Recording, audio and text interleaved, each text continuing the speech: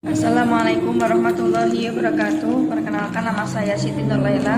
Saya dari Prodi Akidah dan Filsafat Islam.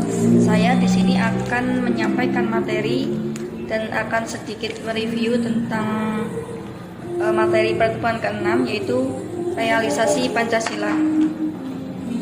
Untuk memenuhi tugas UAS mata kuliah Pancasila yang diampu oleh Bapak Dosen Mudzakir Muhlisin S.Phil MPh. Realisasi Pancasila. Pancasila sebagai pandangan hidup bangsa Indonesia harus direalisasi serta diamalkan dalam praktek kehidupan secara konkret. Realisasi serta pengamalan nilai-nilai Pancasila dalam kehidupan sehari-hari secara nyata merupakan suatu keharusan.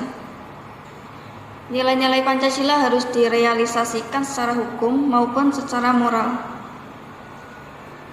Secara hukum, wujud realisasi Pancasila adalah berupa norma-norma hukum seperti undang-undang dan peraturan hukum lainnya.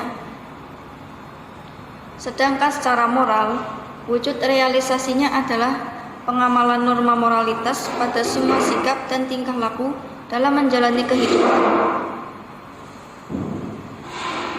Realisasi Pancasila dapat dibedakan menjadi dua, yaitu 1. Realisasi secara objektif. Nilai-nilai Pancasila merupakan nilai yang universal atau umum.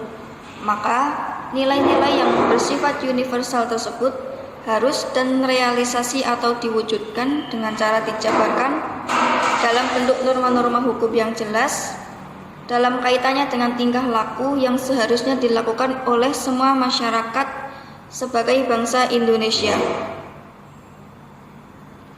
Dengan demikian, realisasi Pancasila secara objektif yaitu realisasi nilai-nilai Pancasila dalam kaitannya dengan penjabaran nilai-nilai Pancasila dalam wujud peraturan perundang-undangan di Indonesia.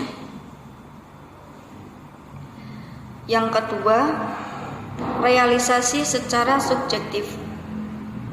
Realisasi secara subjektif yaitu pelaksanaan dan pengamalan nilai-nilai Pancasila oleh setiap individu, perseorangan, setiap warga negara. Keberhasilan dalam pelaksanaan secara subjektif ini sangat penting karena kesadaran masing-masing individu tersebut akan berpengaruh pada kesuksesan pelaksanaan Pancasila secara objektif.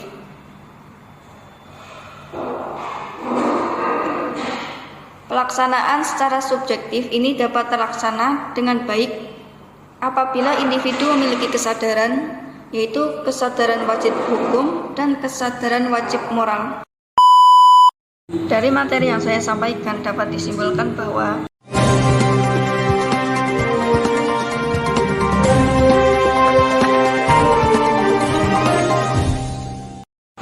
nilai-nilai Pancasila itu harus direalisasikan secara hukum maupun secara moral.